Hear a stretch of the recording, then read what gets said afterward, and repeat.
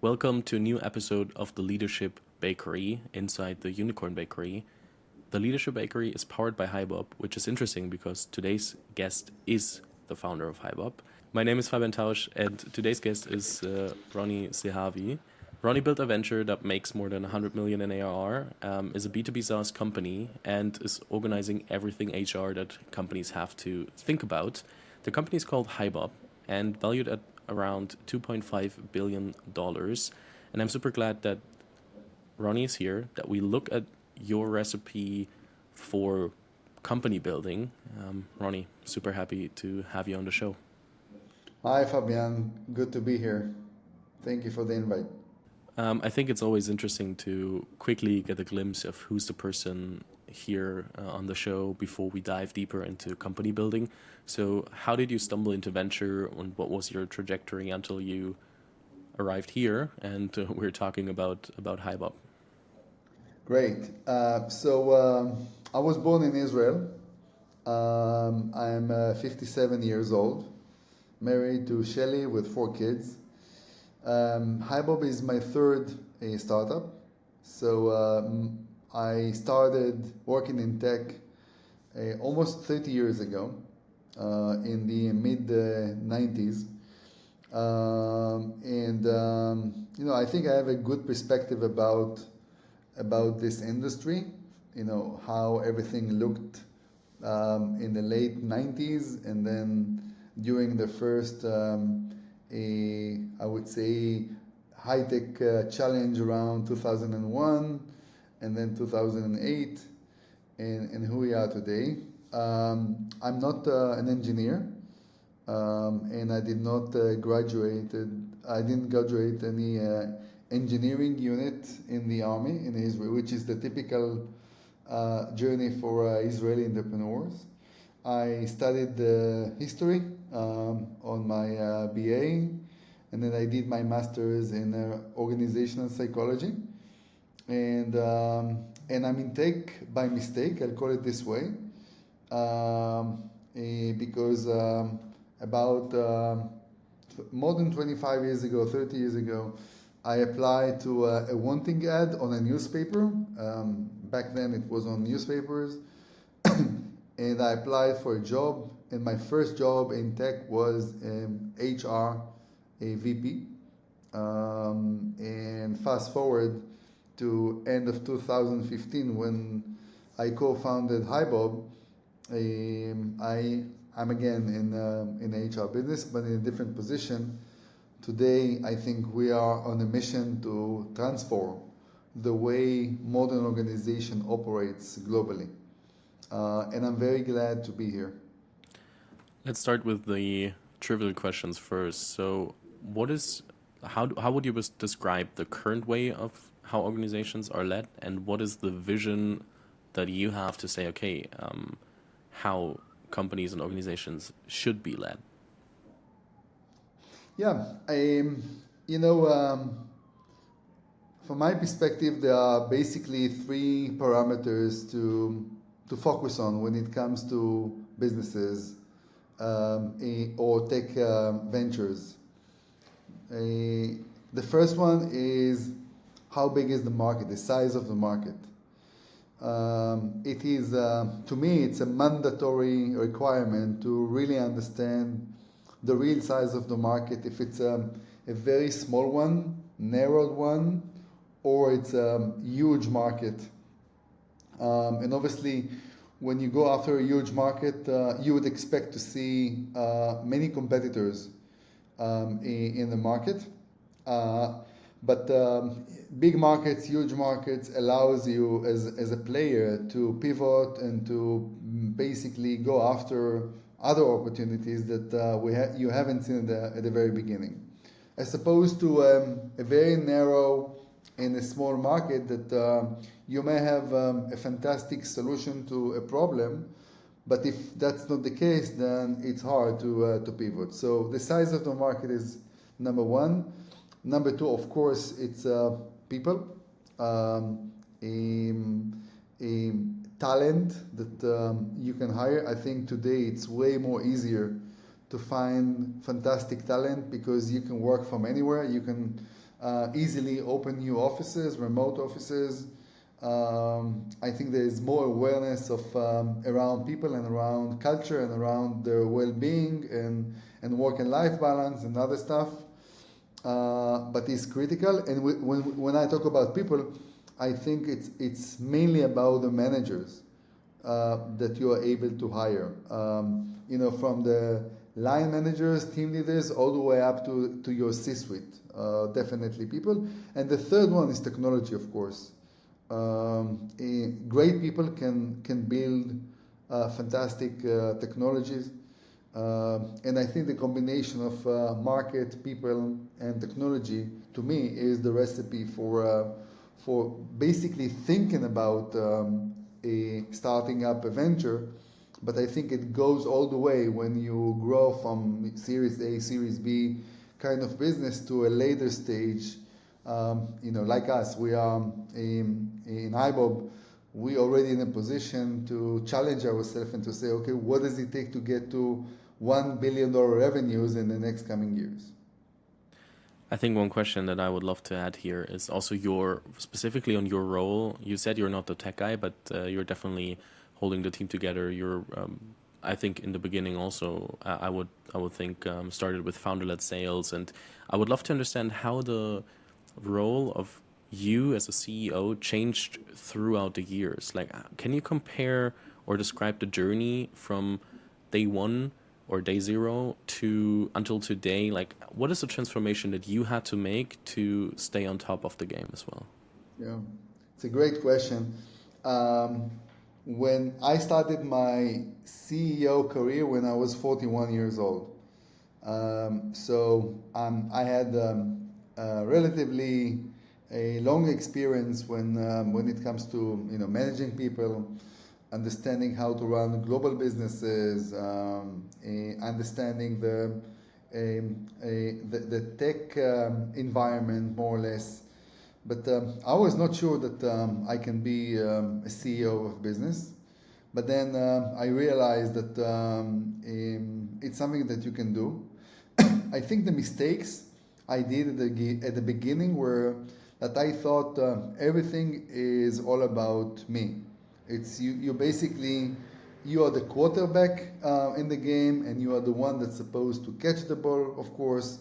So you find yourself running all over the court and try to do everything by yourself because you are afraid to fail on one hand, but on the other hand, it takes time for you to delegate and to build trust with people around you.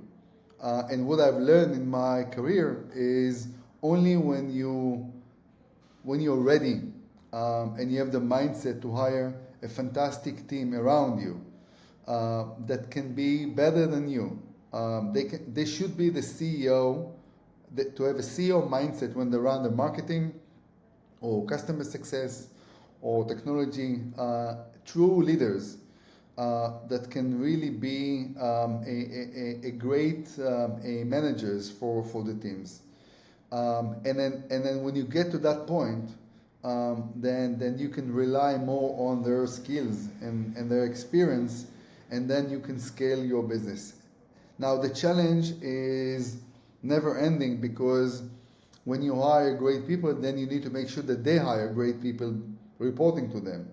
So the overall chain, the organization management chain continues not only between the CEO and the C-suite, but also between the C-suite and the VPs, all the way to the line managers. So I think the learning I have, depending and relying only on myself, or trusting my judgment only, versus today when you really surround yourself with great people is mandatory. Fabian, it is not recommended to found a business alone. We all know, those who did it or still doing it, it's very challenging, intellectually, emotionally, physically. It's very challenging. And my advice is, don't go for this journey by yourself. Try to find a fantastic co-founders. In my case, because I came with a business background and the vision, or I'm more visionary than an executor. So I always look for a great tech co-founders that can complement me in their understanding, and together we can build a great a venture. In this case, with HiBob, I partner with my CTO and co-founder. His name is Israel David. We knew each other before we founded the business, but we never worked together. And then when I was talking about the idea, he immediately jumped in, and we are together all the way. That's amazing. I have one question to get a bit more understanding of the chain that you described from C-suite to line managers. Can we quickly talk about the rhythm that you have to keep that in place, that everybody knows where we're, or what goal we're working towards? And what is the rhythm that you have, for example, with your direct reports, but also with all hands? How do you bring along the whole company?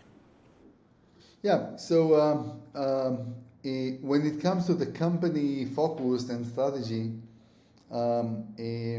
we have a very clear view, what we call the triple M. The first M stands for mid-sized businesses, companies with many hundreds of employees, or to a few thousands of employees, so from 100-ish employees to 7,000, 10,000 employees. That's the first M. The second M is modern businesses, companies with a modern mindset. They believe in modernity, they use modern tools. Their definition of a head of people is chief people officer as opposed to manpower manager. And the third M is multinational. So it's very easy for my team to understand the specific focus that we all aim and follow. The Northern Star is very clear. And we use the same terminology. In this time it's triple T. To help people understand what is the main driver, or what is the Northern Star for our culture and our organization. The triple T goes as follows. The first T is for trust. Trust is mandatory. By the way, trust goes both ways. You have to trust your people, and your people have to trust you as a leader or the management team. And the second one is transparency. That's the second T. Transparency doesn't mean that people need to know all the details, but they have to understand clearly the context and the direction. And there is no hidden agenda when things goes great, or you have challenges and you run into bumpers. We've been through challenges, COVID and the pandemic, and following employees to work remotely, and then all the decisions that you have to make as a business leader has to be fully transparent to the team. You should explain in details why you're making decisions. It's not only because you make a decision, it's for people to understand the context of that decision, and it goes back to transparency. And by the way, transparency and trust comes together. You can be transparent if you trust your people, and the other way around. And the third T is what obvious teamwork. We're a great believer in our teams. So the 3 M's is the business Northern Star. The 3 T is the organization and culture Northern Star, and it helps people in the organization to understand where we are as a business. And then how you communicate it is you do it on a monthly all hands meeting. We do monthly all hands to our people in Australia, in Europe, in the US. Usually the CEO and one of the C-suite is presenting the status of the business. And there is a follow-on session on that. We call it, it's a kind of fire chat, so people can, in a anonymized way, or they can show up with their names, can ask questions on every topic, from salaries or strategy or anything that they care about, and then we reply to the answers. It does not mean that you have answers for all the questions, but at least you can comment on a specific topic. But we invest a lot in this a dialogue, and also we have a culture committee with representatives from all around the organization and geographies. They meet together. They talk about important topics related to our culture, and the well-being of the employees, and how we balance between life and work. Life goes first, because it is extremely important to make sure that our people are have the quietness and the mindset that productivity and avoiding burnout is related to how you balance between life and work. And I'm a great believer in culture, and I like a lot a quote that I've heard from a Simon Sinek, and I tend to use it very often, and it goes: customer will never love a company until the employees will love it first. And I think it describes why companies, recipe for success.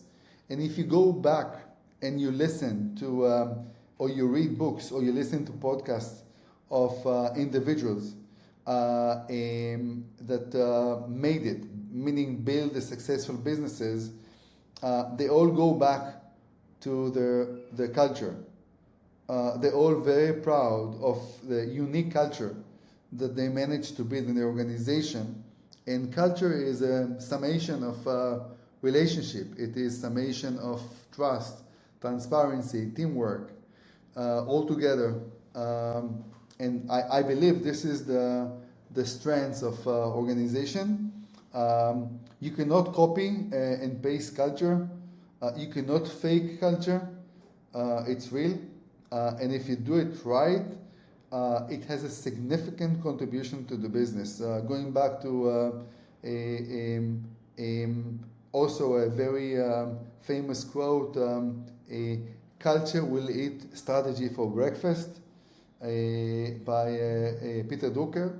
And again, I think it emphasizes the importance of people and culture, DNA, vibe, relationship. I think these are all mandatory requirements for business success.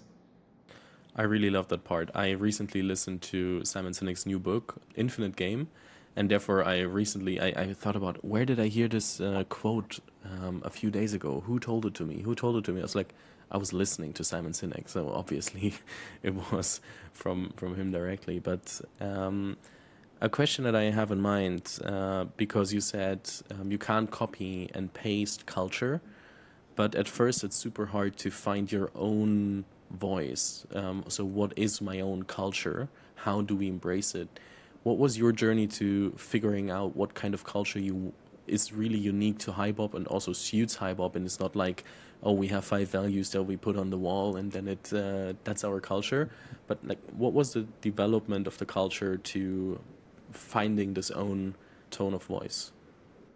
First of all, it's a journey, and it evolves. When it's a small business of 50 people, it's different than a business of 1,000 people.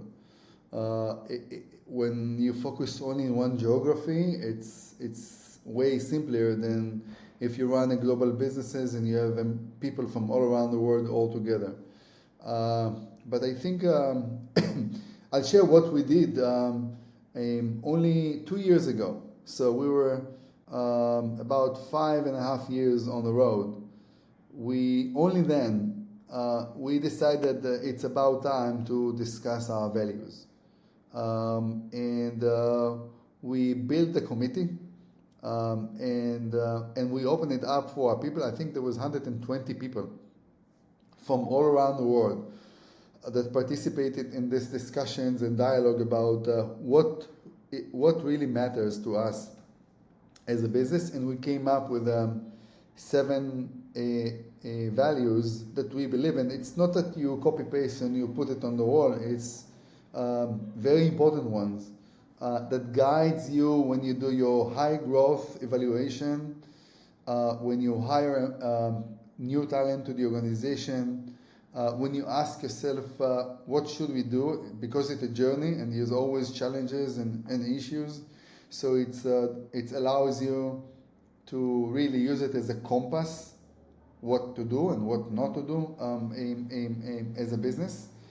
And also I think there is a lot of impact for the founders.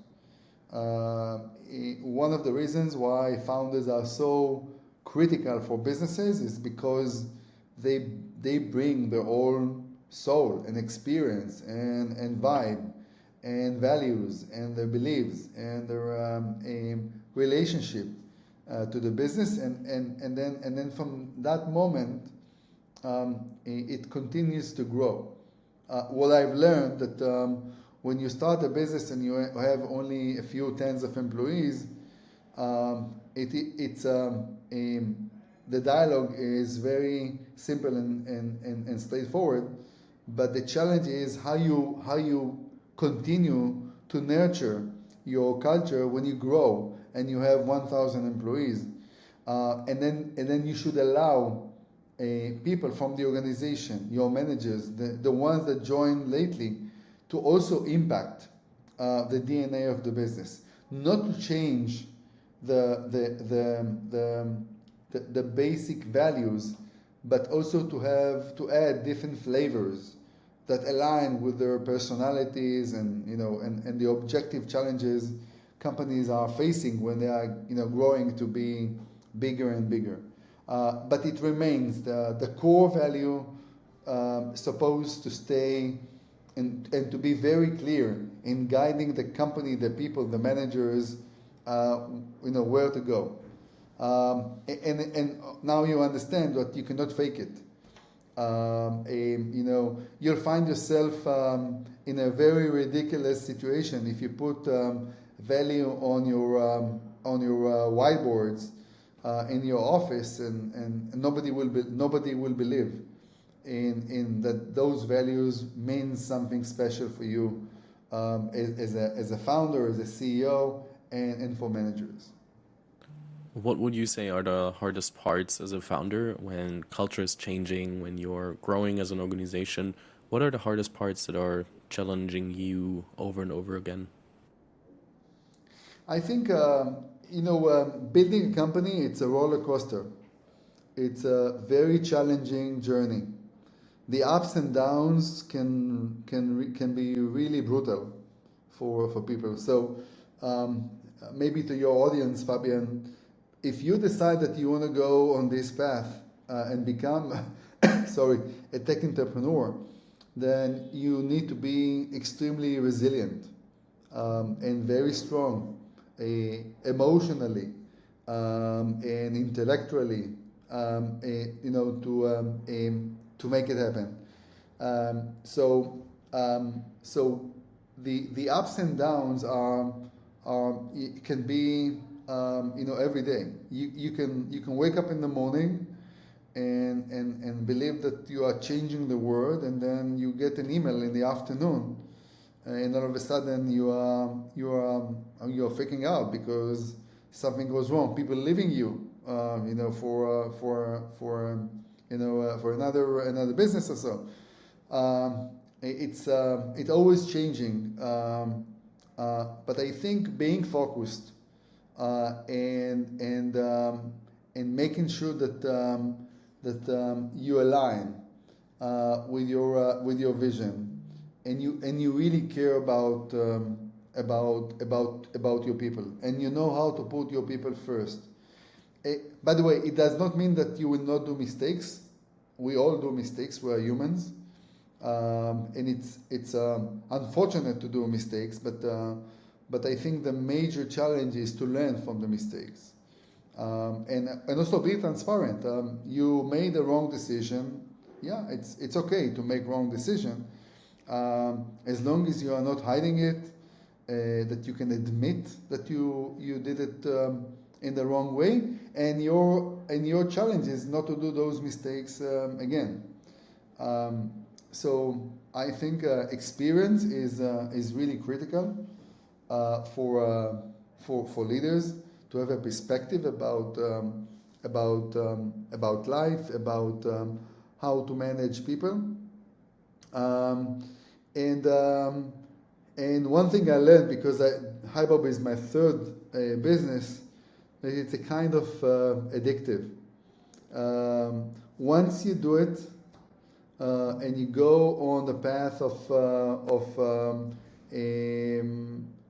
building, dreaming, and then building an idea, that nothing compares to the excitement and the joy that you have as an entrepreneur, with including the downs, of course, and the ups. And most of the people I know, they tend to do it again and again and again and again.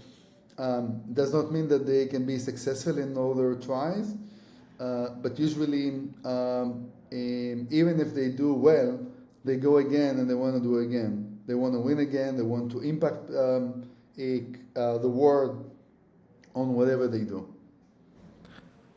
Yeah, I think that's. I know a lot of people who build ventures again, and if they don't do ventures again, then at least they want to work with people who have the ambition to change stuff and invest in them, coach them, mentor them, and everything around that. So people, not many people leave the ecosystem when they just jumped into it once and wanted to change something. I would love to go a bit back to the earlier days of HiBob, because I think the hardest question, or the hardest time for a lot of founders, at least for the early stage, is figuring out product market fit and understanding when do I have product market fit, what changes when I have it. So first of all, questions here is, when did you have the feeling of, okay, with HiBob we have product market fit? Yeah, I think maybe before I answer, I want to give you a perspective about what does it mean to be an Israeli entrepreneur, and how that impacts the mindset when you go and you build. Israel is a very small country. It's less than 10 million people. In Israel, only 400,000 people are employed by tech companies. But Israel is the second largest tech hub on the planet after Silicon Valley. But because the market is very small, comparing to Germany, it's a big market by itself, or comparing to, of course, US or the UK. In Israel, you cannot build a tech business and rely only on your domestic market. You have to think, you have to expand, you have to think about geo expansion from the very beginning. So when Israeli tech entrepreneurs think about building something, they know that the next move for them is to decide where they want to go. They want to go to Europe, they want to go to the Asia Pac, they want to go to the US or Latin America. So to your question, product market fit, it is really depend on which geographies or market segments you want to go after. Your business is B2C, your business is B2B, so there's a lot of variable to answer. So I think, to me, the ability to define at the beginning, these are all assumptions about how the product market fit should look like in the future, because you are collecting data, you interview customers, you interview market experts, and you try and kind of you build your own puzzle before you get to start your journey. and then you try to validate the assumptions. Where you were wrong or right about assumptions. Can be on pricing and can be on packaging and market segment. Do you want to go after small businesses, enterprise businesses? Do you want to build a point solution? Do you want to build a suite? So these are all assumptions that if you do a good homework, then you come with a strong conviction. What do you want to do? And then you go and you have to be very honest with yourself. And same goes for the team. I go back to the triple T: trust and transparency and culture. You have to have a very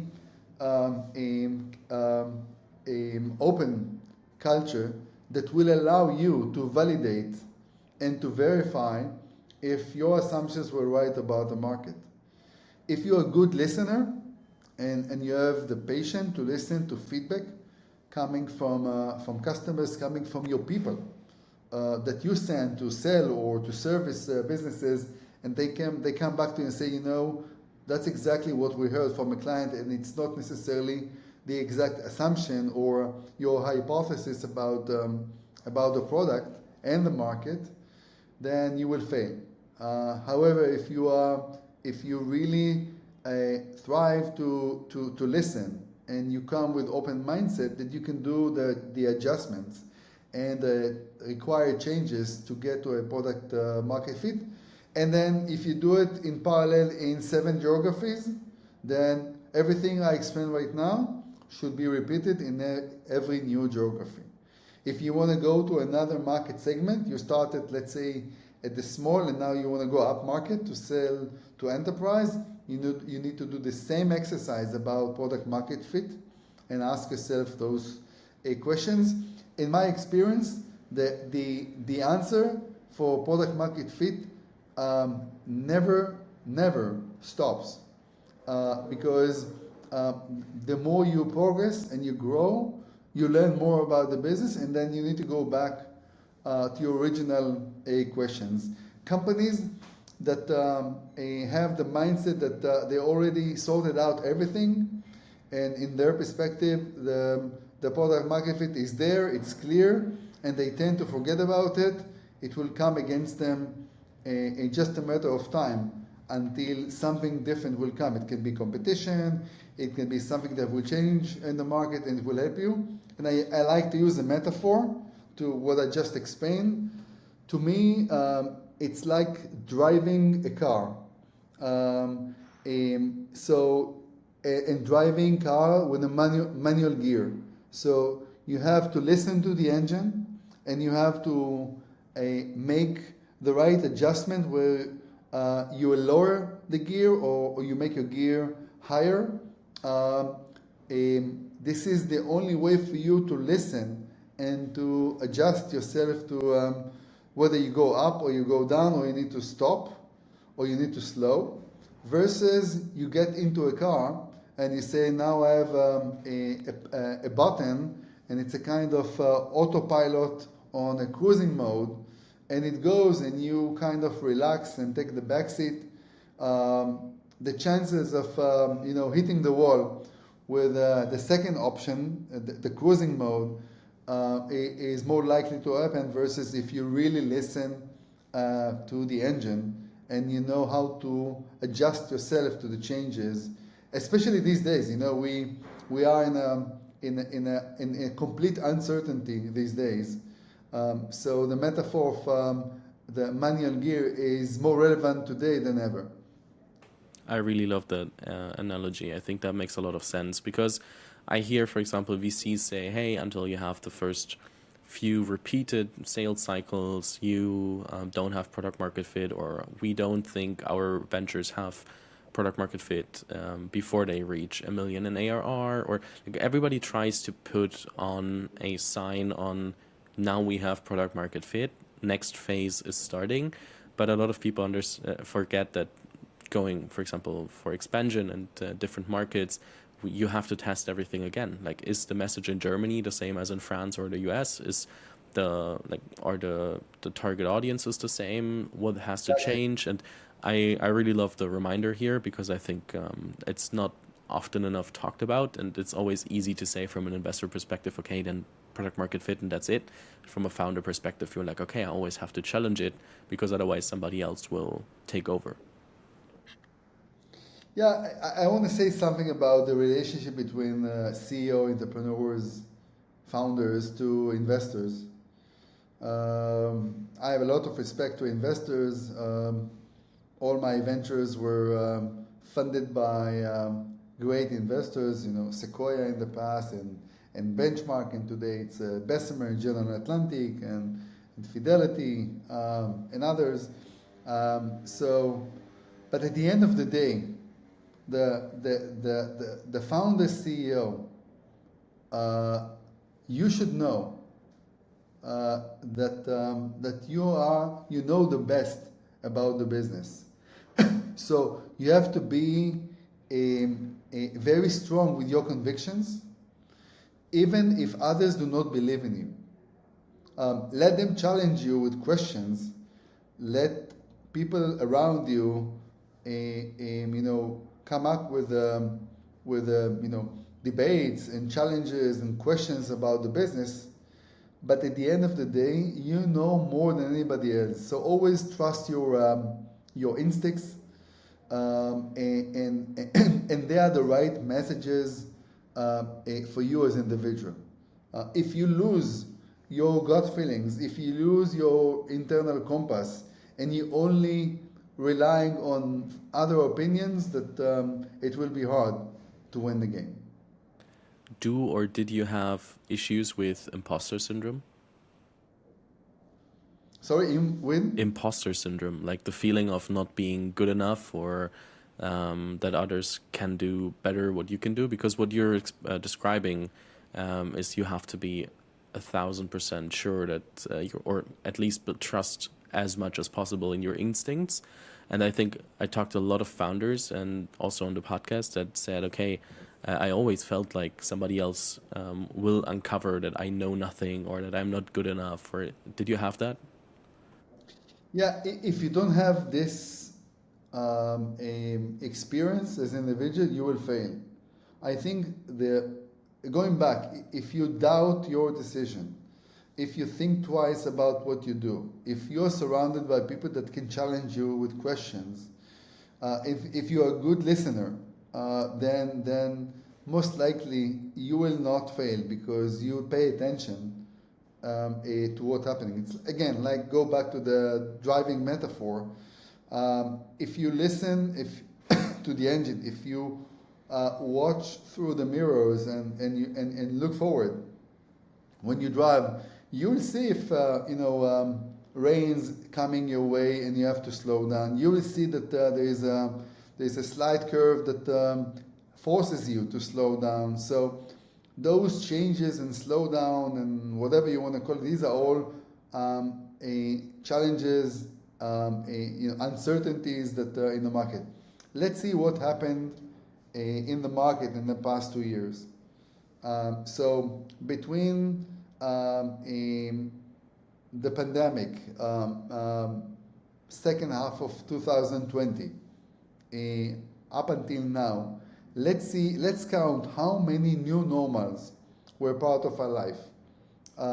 It was social distancing, right, in COVID, and then remote work, and then hybrid work, and then recovery from the pandemic, getting people back to the office, and then fast growing, and then the quiet quitting, and then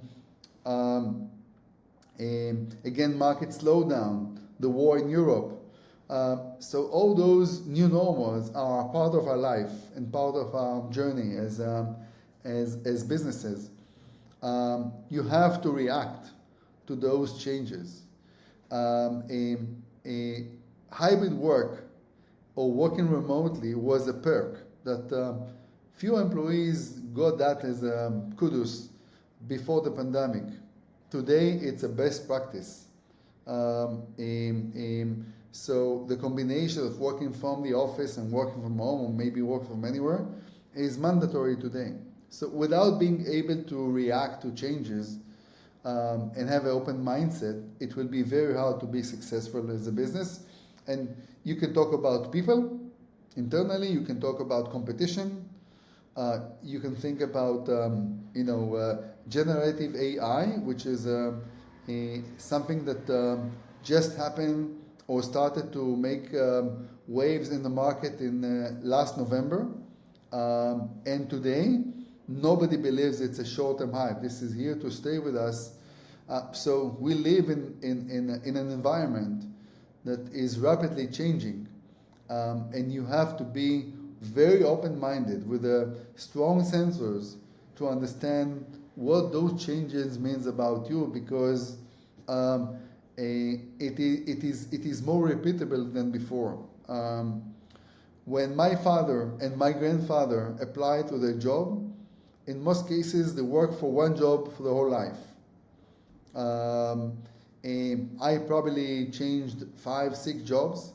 My kids, for sure, they will have 20. I mean, I'm not sure they will be able to count how many jobs they will have, and it can be different combinations, full-time and part-time, and so just think about the challenges of us as employees on what does it mean to be able to react to those changes.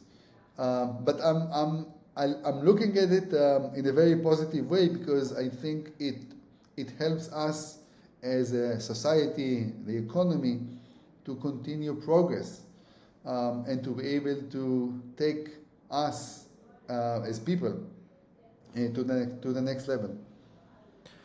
How would you say, do you build an organization in a way that it's able to react to such happenings and is flexible enough to really adapt instead of thinking in processes that are not changeable? Because I think that's what we see with a lot of older companies or the old economy.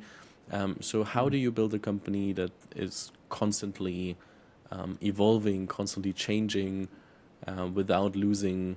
Sometimes I think you want a feeling of safety, like, okay, we know what you're doing and we don't have to change everything. Like, how do you combine that? Yeah, you don't need to change because you need to change.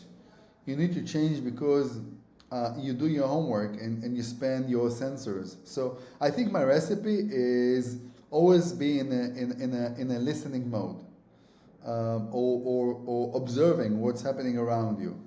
Obviously, you cannot do it by yourself, but if you have the DNA and you make it important for people in the organization, then it will come your way. So the CEO has an obligation to make sure that he listens to what's happening in the trenches, with customers, with sales development, with marketing, but also to have the right channels that will allow him going forward to have this visibility to what's happening in the organization. So I enjoy spending time with my team in the trenches, whether it's a sales development team or customer success or in marketing.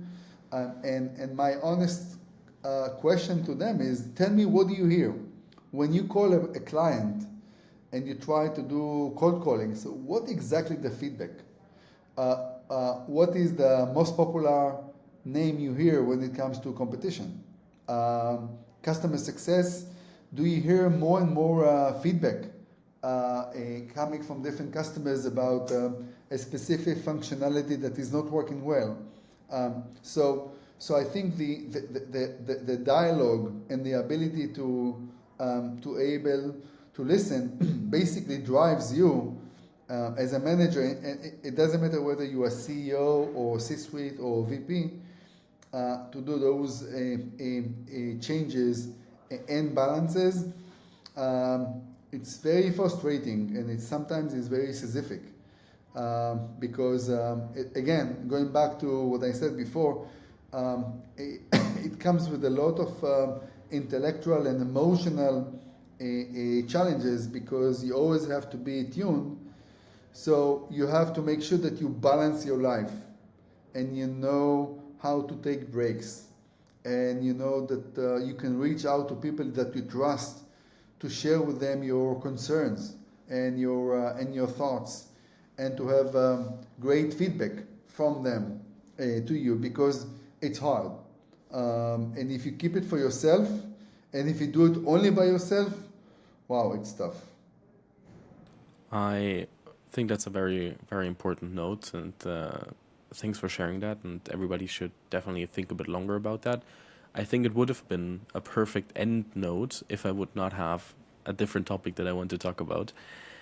One thing that I mentioned is that HiBob crossed 100 million in ARR, and you're building a very, very strong and larger company. You're valued at $2.5 billion. And if I look at different companies, and I don't want to pick someone specific, but there are companies with half or less the revenue valued at like double, triple, whatever the valuation that you have. And I'm 1,000% sure that you had offers to raise on a higher valuation, to build, to anticipate a bit more where the company can go and will end up. And so why did you, in the hype cycle of 2020 and 2021 and maybe early 2022, but that's when it was going flat a bit more, why did you choose the valuation that you chose? How did you choose investors? So how do you think about all this valuation play and picking the investors, picking the best term sheet? How do you think about that part? Yeah. It goes to experience because I've been around for a long time, and you understand the irrational. So in 2021, when money was for free and investors were desperate to get their money deployed in companies, and the competition between investors on deploying money to businesses, sometimes businesses with no real business model, no revenues, no real team. This is something that is not realistic. And also valuation is something that can be not realistic. Let's say you raise capital at 6 billion or 8 billion or 10 billion, then and your ARR is 50 million or 100 million, still you need to think about how you grow your to the valuation. So the revenue or the ARR multiplier will not stay forever. It's a bubble. Money for free because the interest rate is zero will not stay forever. So when I looked at the post-pandemic implication, when I understood that the war in Ukraine is not a short episode, then you understand that the macroeconomy will change. And my advice to entrepreneurs is, cash is the king, and you should raise money when you can, not when you need, because then you have the leverage and the flexibility to choose what is the right one. But the same principle go when everything is shiny, and so I'm 100% sure that entrepreneurs that raise capital in a crazy valuation in the last 2 years, when the market will recover and they will go, let's say 10 years from now for the same craziness, they will think twice if raising capital at crazy valuation means good for the business. So one thing is the business, and the second thing is the employees. So the exercise price that you are presenting to your employees at a crazy valuation basically means that your stock options and what you offer your people it doesn't worth anything. So it's a kind of illusion. You give options, but they are under the water because of the gap between the real valuation, the exercise price to the reality. And always remember, Fabian, that valuation means only at the end. So when there is a change of control, whether you go public or there is an acquisition, then valuation matters. So, two options. You can be a great a owner of a business with where you own 80% of the business, but the business is not going anywhere, versus you own a business that you only own 50%, 1/5, but it is a fantastic way for you to grow. So I was surprised to see the craziness. We did not participate in this. I call it the Unicorn Festival in 2021, and we decided to take money from the ones that we really thought can bring value to the business, and the reality. At the end of the day, look at the fancy story around WeWork, all around the world, and the interaction between WeWork and SoftBank as an investor. These are all lessons to be learned by entrepreneurs, but not to leave you with a kind of pessimistic perspective. I believe that this cycle, the slowdown, the downturn that we are facing right now, I think it will come to end, and the market will recover. We are in the mid of 2023. I believe it will take another 2 years. So basically, second half of 25, probably beginning of 26, when we will see that the new signs that the market will come to a real and full recovery. And then again, the same journey. Probably in 10 years or 15 years from now, we will have another podcast here, and we will talk about the bubble again. And again, new people will not believe in reality and go again after the what we call earlier the Unicorn Festival.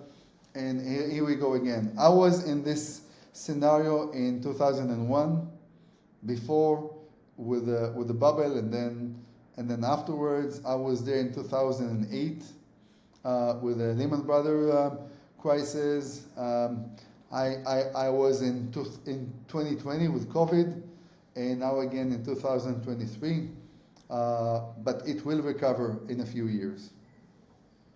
Amazing. I really like the perspective, and I think it's super helpful to hear, especially in the current situation where a lot of founders are now raising the first rounds as well, or the follow-on rounds, and have to think about who do I take on, who don't I take on, and everything. So thank you very much, Ronni. It's been an absolute pleasure. I'll link to your LinkedIn so that people can follow you, and I'll link to HiBob so they can check HiBob out. I wish you all the best for the future. Hope to speak soon, and thanks for sharing all your experiences. Thank you, Fabian. Thank you for the invitation.